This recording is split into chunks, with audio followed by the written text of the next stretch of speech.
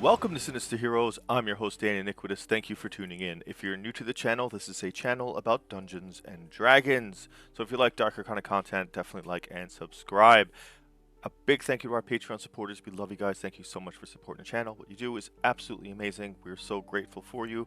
Big thank you to all of our friends at Critical Failures, where we're part of a live stream game on Thursday nights. Check us out there. The links to both of those in the description.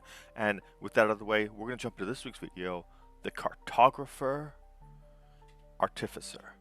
The Cartographer is something that I really was not interested in, kind of dreaded doing, to be honest, but after looking at it, I can see a lot of benefits to this that weren't really apparent when I kind of just overlooked it.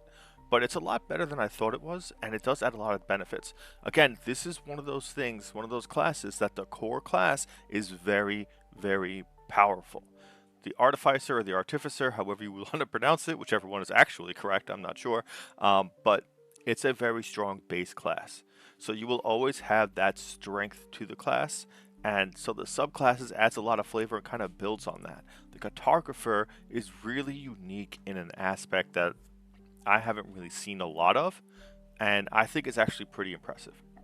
So first off, they do give you a couple of sentences about the Cartographer, and it breaks down as follows. Cartographers are the premier navigators and reconnaissance agents.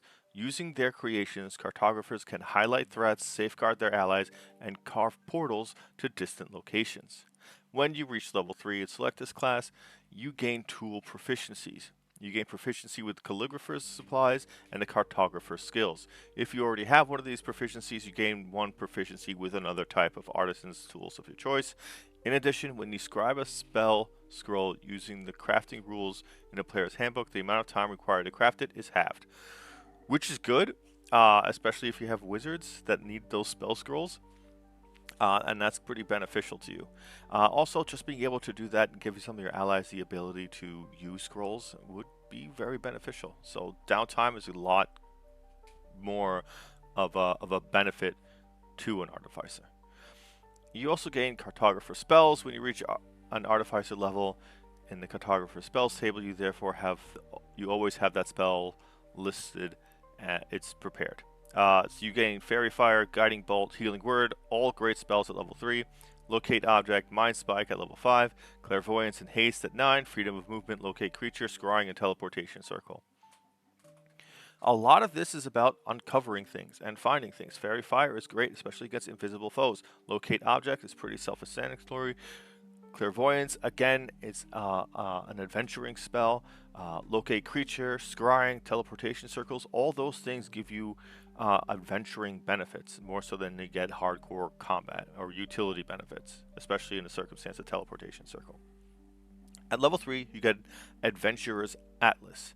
Whenever you finish a long rest while holding the Cartographer's tools, you can use that tool to create a set of magical maps by touching at least 2 creatures, one of whom can be yourself, up to a maximum number of creatures equal to 1 plus your intelligence modifier. Each target receives a magical map, which is illegible to all others. The map lasts until you die or use this feature again, at which point any existing maps created by this feature immediately vanish. While carrying the map, the target gains the following benefits. Awareness. The target adds 1d4 to its initiative rolls. And positioning. The target knows the location of all other map holders that are on the same plane of existence as itself. When casting a spell or creating an effect that requires being able to see the target, the map holder can target another map holder regardless of sight, so long as they're holding the map holder is still within the spell's range or effects range. That is one of those circumstances that can be really useful outside of combat. Say you're in a dungeon, which is not exactly outside of combat, but say you're in a circumstance where your party gets split up, and you need to you want to cast a spell, a beneficial spell, to another party member. You now can do that through this effect as long as they're within that range. So if they're behind a wall or something, you can use that. If you're able to communicate with each other, you can still gain the benefit of casting these spells. The awareness is a great buff, period. You want to be able to go first. This is especially better for people that are not dexterous characters. Adding a 1d4 is a pretty big bonus for initiative rolls, because dexterity comes into play with that. And if you don't have a lot of dexterity, this is a great way to help you going first. If you have a Paladin or a Barbarian, which are traditionally not huge on dexterity, getting them into the fray first is a big benefit, especially to the rest of your party, especially for tanks and things like that that have to be in the position. You also gain scouting gadgets at level 3. You gain the following benefits. Boost. On your turn, you can expend half your movement to teleport to an unoccupied space you can see within 10 feet of yourself. You can't use this benefit if your speed is 0. And radar. You can cast Fairy Fire without expending a spell slot. You can do so a number of times equal to your intelligence modifier and regain all expended uses when you finish a long rest. Fairy Fire is an awesome spell. Anyone that fails, you now have advantage on attacking them. That is really great for Paladins who are going to be crit fishing, rogues who need that advantage for sneak attack, and anyone else that does actual rolling attack rolls for their damage, which can be anything from warlocks to wizards to everything else.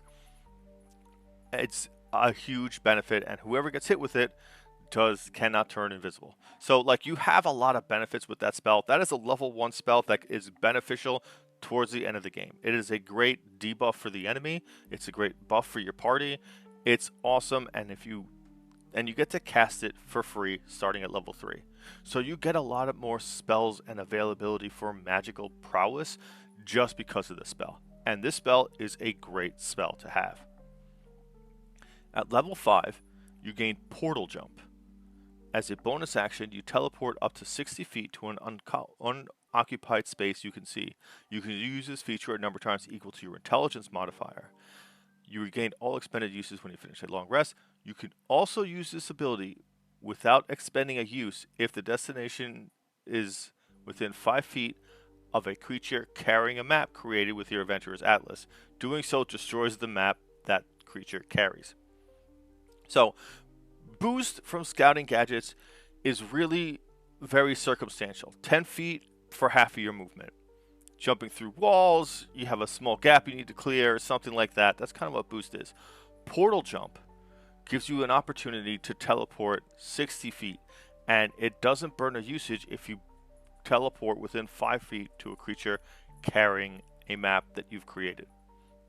You can create these maps a bunch of times. At this point, at level 5, it might be just worth it to keep burning these maps, especially if it means getting you out of danger or getting you to a place where you can do the most benefit. Say you're trying to escape somewhere and you can't make the roll to get out of this like pit or whatever it is. Someone's got a map, boom, portal jump. You get a lot of utility. The fact that you can just teleport 60 feet as a bonus action a number of times equal to your intelligence modifier is a great benefit. That is Misty Step for free X amount of times. That's really beneficial. Misty Step is a great spell, especially for escaping or putting yourselves into one of those great dangerous circumstances. At level 9, you gain Ingenious Movement. When you use your Flash of Genius, you or a willing creature of your choice you can see within 30 feet of yourself can teleport up to 30 feet to an unoccupied space you can see as part of that same reaction. Now, this is a great way to save your party members and put them out of dangerous situations. You got a squishy character, you got a wizard, and they're surrounded. Use that Flash of Genius, man, and just get them out. Flash of Genius out of itself is a great spell. Ability, and that's not a spell. Being able to maneuver the map is even better because now you can tactfully reposition some of your party. If you're a great strategist and you like these kinds of combat oriented games where you're moving around pieces on the board, this is one of those things that gives you a lot of tactical ability. This makes you very utility oriented because of the subclass and your ability to kind of maneuver yourself all over the map and maneuver other people all over the map as well. It's really one of the things that I thought is really amazing. Because Flash of Genius, I mean, again, is great. But saving someone from a dangerous situation or putting yourself in an advantageous situation is equally beneficial. And you get a lot of that because not only do you have Portal Jump as a bonus action, you have this every time you use Flash of Genius. So that at base gives you, what, 10 times you can use this per long rest? That's a lot. And you can use it sometimes on other people. It's really strong. It makes you very slippery and elusive. The final ability you gain is Superior Atlas. Your Adventurer's Atlas improves, gaining the following benefits. Safe Haven. When a map holder is reduced to 0 hit points but not killed outright, that creature can destroy its map. The creature is then teleported to an unoccupied space within 5 feet of you or another map holder of its choice and is stable. Think about that. Level 15, you get dropped to 0 hit points, burn the map, teleport to a friend, and you're stable. No death saves. That is fantastic. Unerring Path. If you or one of the map holders for your Adventurer's Atlas, if you are one of the map holders for your Adventurer's Atlas, you can cast Find the Path without expending a spell slot, without preparing the spell, and without needing spell components.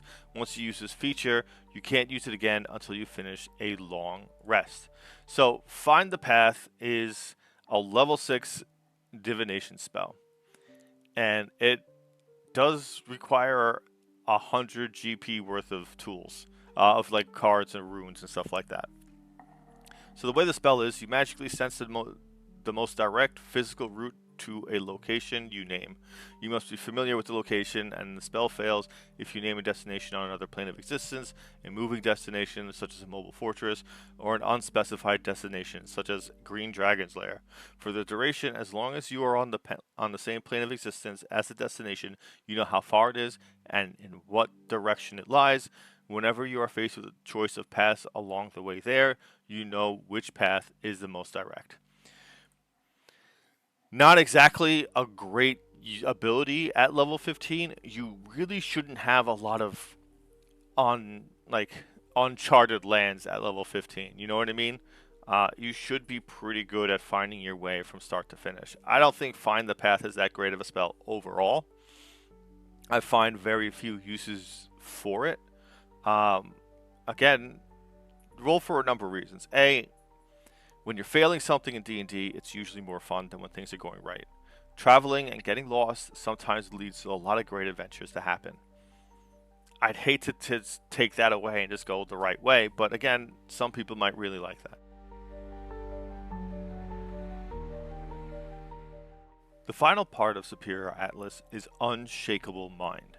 While at least one map created with your Adventurer's Atlas still exists, taking damage can't cause you to lose concentration on your Artificer or Artificer's spells. That is a big one, especially when you're very inclined to cast spells like Fairy Fire, Haste. There's a lot of spells out there that you have as an Artificer or an Artificer that A, are going to require concentration, and B, that are really beneficial to keep up. Not having to worry about concentration breaking is a big ability. It is very, very strong. If a wizard had that wizard would probably be the best wizard class. Simply because what you can do with concentration spells is always more powerful because you can cause that effect to last for longer periods of time. If it's damage, it's more damage over time. If it's a disabling effect, that will make that debuff last significantly longer and benefit your party. If it's something that incapacitates the enemy, anything like that, anything that augments the ground, deceives, all of that stuff has that caveat to balance out that power that if you get hit, you could just drop concentration and lose that spell. This is an incredibly strong buff, because that's what it is. It is an incredibly strong buff to all of your spellcasting. Now, originally when I saw Cartographer, I was like, oh, this is going to be so bad. But I was really pleasantly surprised. You know, even looking through the first couple of abilities before you get to Adventurer's Atlas, I'm like, oh, this is so bad. Why would anybody want to play this? And now I see it really gives you a lot of utility. It makes you slippery. It causes your whole team to be able to jump all over the place. There are RP elements that you can use Adventurer's Atlas for. Like you might try to deceive someone and say, look, the only way we're going to find our way there is we have someone who can read that map. Have the rogue sneak that map into the possession of somebody, and then have someone in your party be the only person that can read that map. Use that deception to gain favor and to help people, or to help fight a cause you believe in. Deter an army to help support saving a town, as opposed to chasing an enemy that they're not going to reach. Like, you can use this in other elements besides just having a map. It is really cool that you do have this ability to have it, that only you and your party can read it. You could set up something like, oh, you guys were separate for a little while, and you have a couple of circumstances where, like, okay, if stuff goes down, this is where we should meet, and you have it drawn out in the map, and now you have a safe place to go to. The scouting benefit gadgets with fairy fire, great. The small teleportation with boost, it's really circumstantial, but portal jump makes that even better. Ingenious move it makes a better version of, like, teleporting other people. And then Superior Atlas gives you a way for your party members not to flat out die or to be unconscious in a really bad scenario, but it also gives you the ability to not lose concentration from taking damage. That is awesome. It ends up building upon itself, and it shows you like it's really worthwhile to continue within this class as opposed to take a couple levels and then vanish out into something else. I think that's a pretty good reward for sticking through with being a single subclass in class. With all that said and done, we're going to bring this video to a close. If you like this, if you think it's cool, if you've given it a shot, definitely let us know in the comments. We'd love to hear from you guys. Please, please, please like, share, and subscribe if you haven't already. What you do, guys, when you do that is incredible for the channel. We are getting closer and closer to hitting that 5K mark, and that is a big hurdle for us. So we're really excited about it. We're still moving. It's great to have you guys support us. It's awesome that some of you support us on Patreon. It's great that some of you have checked us out over at Critical Failures, where we're part of a live stream game. Thank you so much for all of you that do that. That does that. The links to any of that, if you're interested in, is in the description. And thank you for giving a Spooky Kid a chance.